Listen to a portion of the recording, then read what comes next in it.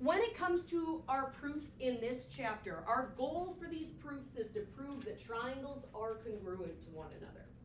That you have two shapes that are congruent.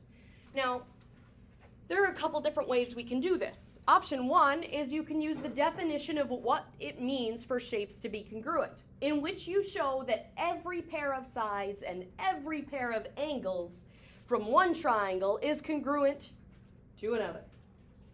Would require you showing 6 things just to say that triangles are congruent.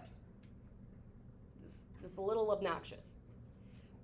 With triangles, because of the fact that they have only 3 sides and only 3 angles, we actually can minimize that down a little bit because of the fact that you have things like if 2 sides are a specific length, the only way you can close in that shape is the 3rd side has to be a specific length as well, and the angle has to be a specific length. So, today, when we make our proofs, we're going to use what's known as the side-angle-side congruence postulate. We just do SAS for short. You don't even have to do the congruent symbol or post, just SAS. SAS. Yes. Side-angle-side congruent postulate says that if 2 sides and the included angle is the between angle. If 2 sides and the included angle of one triangle are congruent to 2 sides and the included angle of another triangle, then the triangles are congruent. In other words, if you have a triangle in which you know, first off, AB is congruent to DE.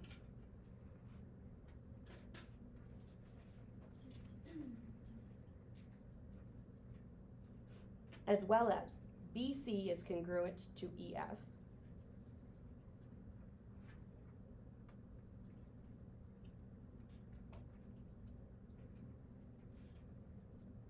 As well as the angle between those sides. Which angle is between side AB and side BC?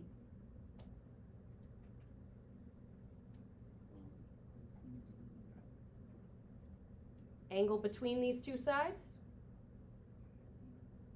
Which angle do both sides touch? B. As well as angle B being congruent to, which angle do both sides on this triangle touch? E. As well as angle B being congruent to angle E. That is enough to say that the triangles are congruent. Triangle ABC being congruent to triangle. Now when you say triangles are congruent, a couple things you got to know. First off, you do need to put the triangle symbol there on both triangles. Second thing, make sure you're going in the right order. Congruency statements are picky on their order. If I started at A, I started at the side length marked with the single tick, but not the congruent angle. In this triangle, that would be angle D. From A, I went to B. B was the marked angle. So on this one, I would go to E and then F. In previous proofs, the moment we saw congruent symbols, we changed them to equal signs because we wanted to solve equations. In these proofs, congruent signs are very good things and you want to keep them now. So, our goal in these proofs is to get 3 things marked as congruent and hope that they are the right 3 things for us to say the triangles are congruent.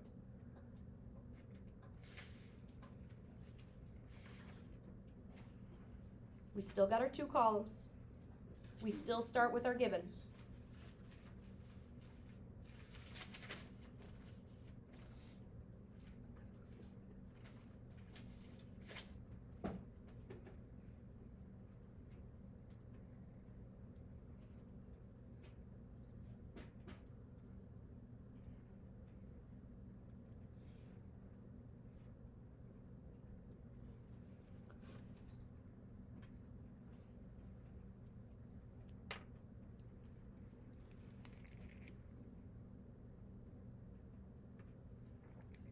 you can still go through the 5 things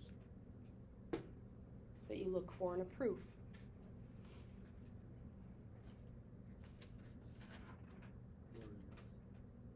First thing's words. If you don't know the first thing, it should be written on the orange postulate sheet. Do I have words in my proof? Yeah, I got a couple of them. First word I see is midpoint. Which postulate sheet has midpoint on it? The orange one. When I see that there is a midpoint, I can say that I have a couple of congruent segments. B is the midpoint of AD. If I ignore everything else and just look like at this piece, because that's all it's talking about, can you see the 2 congruent segments? They are AB is congruent to BD.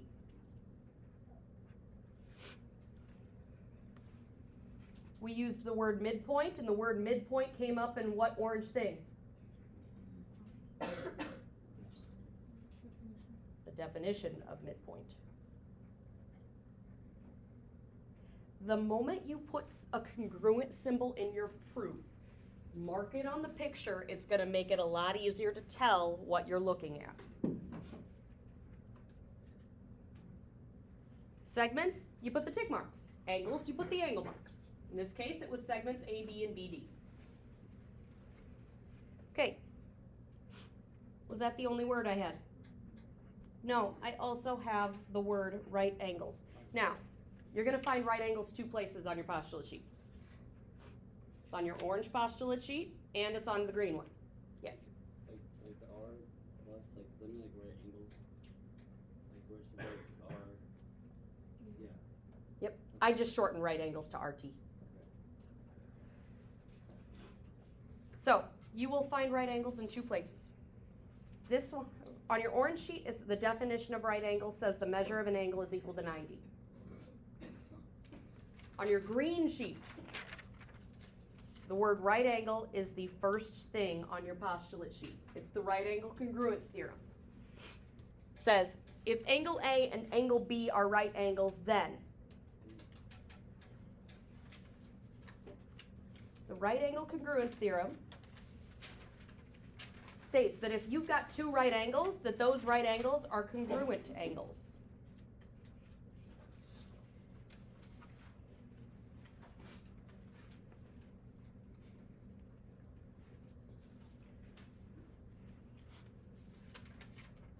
In my proof, which of these I use depends upon if I have 2 right angles or 1 right angle. In my proof, how many angles does it say are right angles? 2. So I'm going to use this one. And I'm going to say that they are therefore congruent. The definition of congruent? No.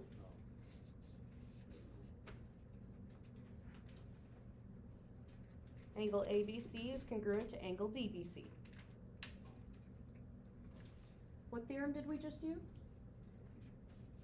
Right angle. Right angle congruence theorem.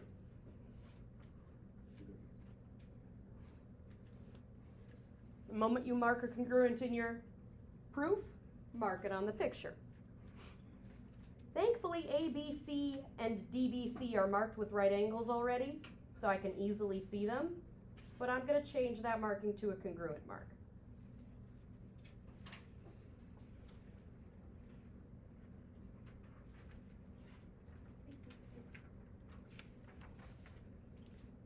Now, I mentioned earlier, congruents are what we're looking for in these proofs. Specifically, if I'm going to use side angle side congruence theorem, I want 3 things marked as congruent. 2 sides and the angle between. How many congruences do I have so far?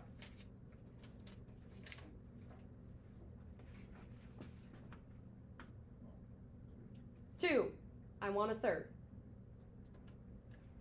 I've got a side and an angle. The last thing better be a side. So I look for other things. I go through my 5 things. I've got words I took care of. Symbols. I have congruent symbols. Leave the congruent symbols alone. We like them now. What's the third thing you look for in a proof? Substitution or transitive property. Can't do that. None of the things that I have with congruent symbols or equal signs are the same. The 4th thing we do is algebra.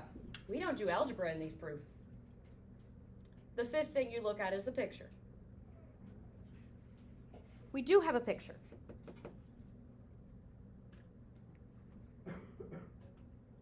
We got a new thing that we can get from the pictures. Top of your green sheet. These properties we've talked about in the past. The reflexive property, the symmetric property, the transitive property. The difference is now these can work with congruent symbols. And also, reflexive property, you can look at a picture.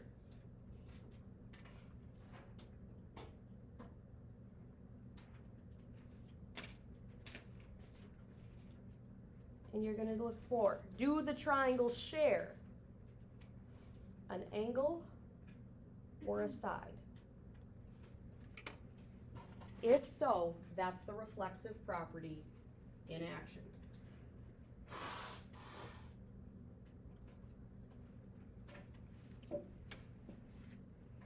Okay, what do I mean, do they share an angle or a side? I mean, if I look at my 2 triangles, zoom in, a little bit extreme,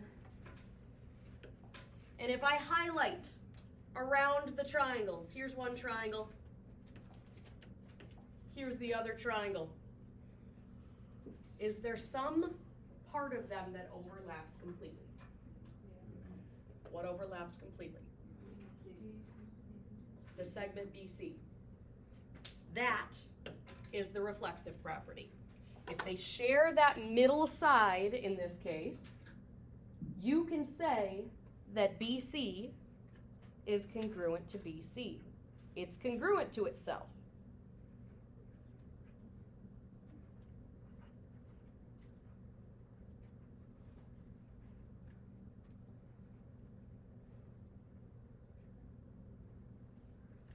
As soon as you mark a congruent in the proof, mark the congruent on the picture. This time I'm going to do the double side mark because I already used the single side marks. As soon as you have 3 congruences, I want you to focus in on one of the 2 triangles and ask yourself, at this time we only have side angle side, which requires 2 sides and the angle between. If I look just at the triangle on the left, are there 2 sides marked as congruent? Is the angle between them marked as congruent? Look at the other triangle. Is the same thing true? That is side angle side. Once that is true, you can say that the triangles are congruent, which is what is our proof in this case. Triangle ABC is congruent to triangle DBC. And the reason we knew that is because we have side angle side. 5 steps is about the longest that these proofs get. These ones are shorter. Okay, let's try another.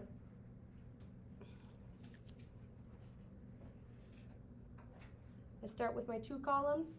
First one's statements, second one's reasons. I always start with the givens. Everything up until the word prove is part of my givens. Do not put the prove in the proof.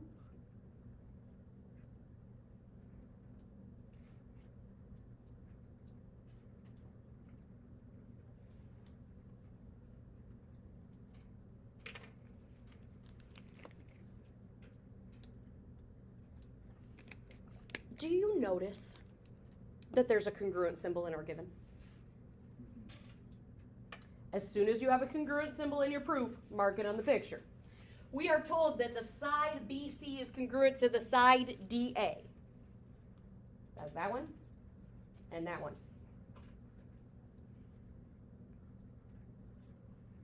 and I go through my 5 things. Do I have words? No. Do I have symbols? Yes. I have both a congruent symbol and a parallel symbol. Do I like the congruent symbol? Yes. Do I like the parallel symbol? No. I want rid of it. Parallel is where I'm going next. Which of our postulate sheets has all the parallel stuff on it? The yellow one. So, when I'm looking for parallels, one of the things that tends to help me out is making the parallel lines longer. That one is marked parallel to this one. Because if you're going to use parallels, that's this part of our yellow postulate sheet, I need to find an angle pair, and it's easier if my parallels are longer. I also need a transversal. Now I'm going to be picky about my transversal. This is where people get lost on using the parallels. When you choose your transversal, you need an angle in each triangle to be created with the parallel lines and with the transversal. If I draw this segment down, this angle is inside one of the triangles, but if I look at the other intersection point, this angle is in both triangles. That's not good. I don't like that. And these 3 aren't in any of the triangles. That's a bad transversal. If I do it over here, do you notice I get the same situation going on? Generally, if the shapes look like this is going to be your working transversal. So that's going to be my transversal. I also tend to extend it to make it easier to look at. When my parallel and when the top parallel and this transversal cross, it makes these 4 angles. Only one of them is a corner of a triangle. This one. This one's not in the triangles. This one's not in the triangles. This one's only partially in a triangle. When I go to the bottom, there's only one angle that's inside of a triangle. Not that one. Definitely not that one or that one. This one. What kind of angle pair are they?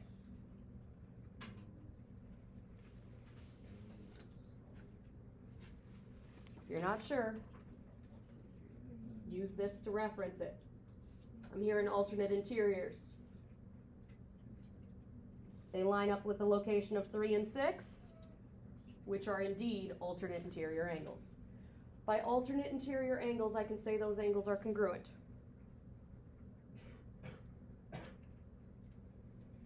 I have to make sure I name them properly. I cannot call them angle C and angle A. Gotta use the 3-letter name. C's gotta be the middle letter. What are the other 2 letters for this angle? B and A. So angle ACB or BCA is congruent to angle. What's the 3-letter name for this one?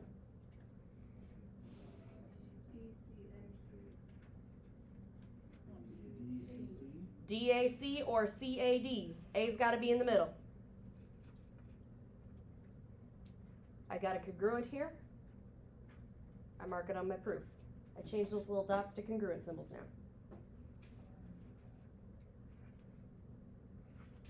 I've got 2 things that congruent currently. I've got 2, I need the 3rd. So I go to my 5 things. Do I have words? No. Do I have any symbols I haven't used? No. Substitution or transitive property? No. Algebra? Picture. In the picture, generally there's very few things we look for anymore. We look for things that could be congruent. For example, do the 2 triangles share a side? What side? AC. If they share a side, I can say it's congruent to itself. By what property? Reflexive.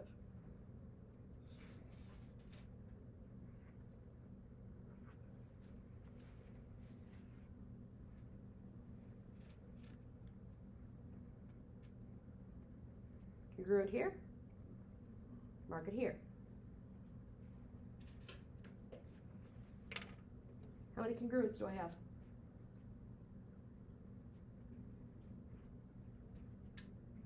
One, two, three. Look at your picture. Currently, I only know side, angle, side. Do I have two sides in the angle between? Same for the other one? Can I say the triangles are congruent? Yes.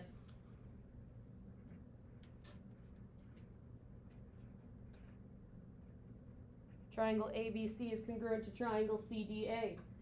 How do I know what order to write them in? Look at the proof. Our reason for knowing that? Side, angle, side. I want to do at least one more example. I don't know which one. I have to remember what's on the back.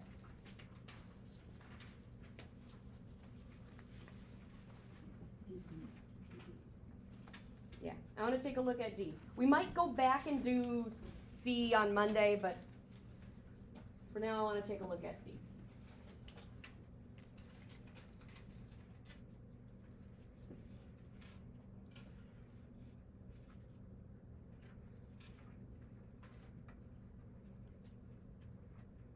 Start by writing down my given.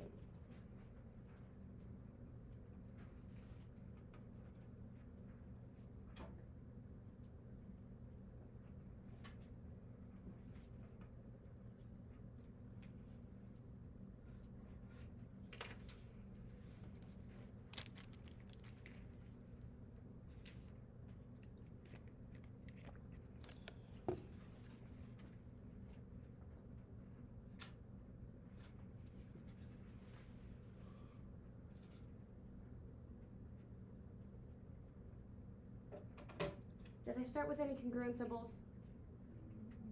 Dang. The more congruent symbols you start with, the shorter the proof tends to be. That's why I like when I start with them. Okay, what did I start with? WR bisects SV.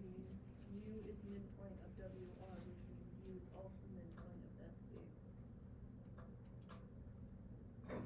That doesn't always work that way, but because of the other being bisected, yes. But you can't use midpoint for that one. What I was trying to go for is you have words. Which postulate sheet holds the word bisect? Orange. Orange holds most of the words. Okay, I see the word bisect. Bisect shows up in two forms on the orange sheet. Is it a segment bisector or an angle bisector? Segment. Which thing got cut in half by the word bisect? WR or SV?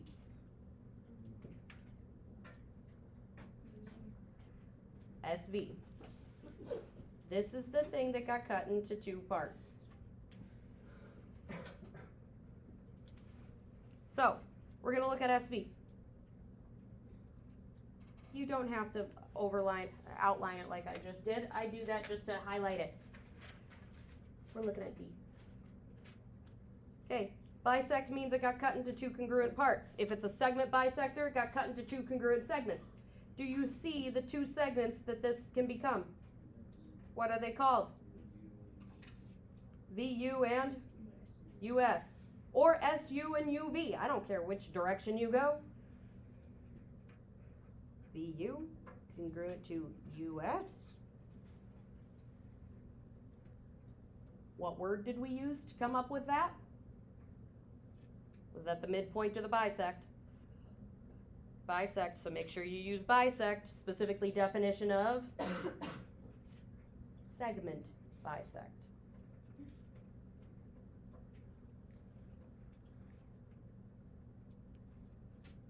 I got a congruent in my proof,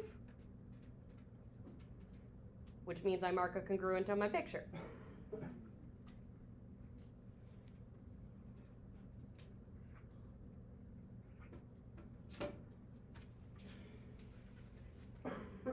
Then we still have another word.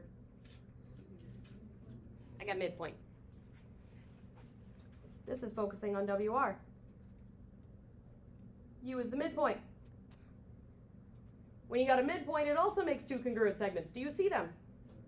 What are their names? WU and UR.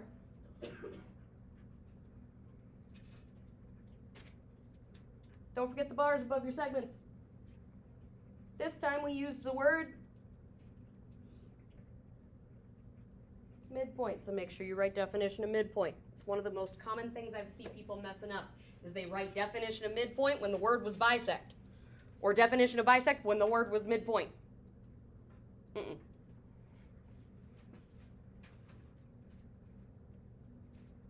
I got a congruent in my proof, so I do what? Mark it on the picture. This time double tick marks. And I go through my 5 things. I took care of words. I got symbols. I got congruent symbols. Do I do anything with them? Not anymore. Substitution or transitive property? No, none of my stuff is the same. Algebra? No. Do I have a picture? From the picture. We have things like reflexive property. Do the 2 triangles share an angle or share a side? No, they do not. They share a midpoint, they share a vertex, they share a singular point. But if I were to outline the 2 triangles, that point would be the only overlap. When I say they share it, I mean the entire side or the entire angle overlaps. When you're looking at angles, that means one angle looks like that, and the other one looks like that. That's not happening here. So reflexive is out. I do have 3 points on one line, but do I want to add a bunch of stuff together? No. I have some angles that are next to one another, but do I want to add some stuff together?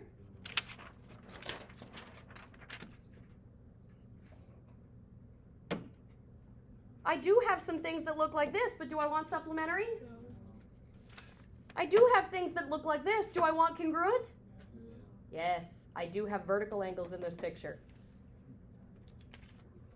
X, angles across from one another, like that one and that one. So I can use the vertical angle theorem to say those angles are congruent, because they are vertical. They're across from one another on the X.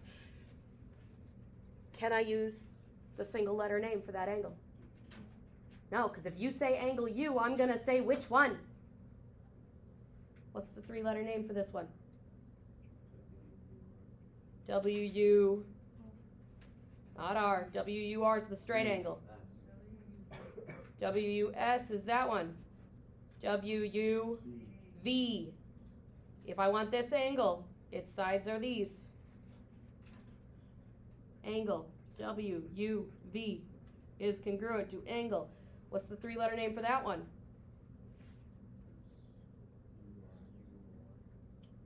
SUR or RUS.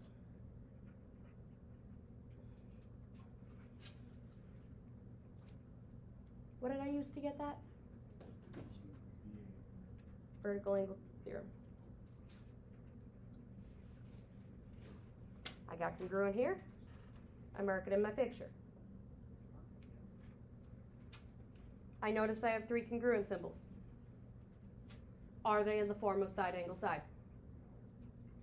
2 sides angle between? 2 sides angle between? Yep. So I can say the triangles are congruent. Triangle URS is congruent to triangle UWV by side angle side. We are going to be done there today.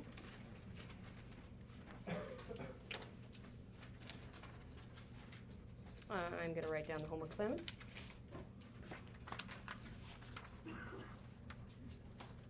So, today we went through section. This was 5.3. Today's the 7th. Our homework is due on Tuesday. Tuesday's the 11th. 5.3 worksheet. When's our test happening? Thursday of next week. It's coming up faster than you think. So make sure you're getting on top of things if you do not have stuff done.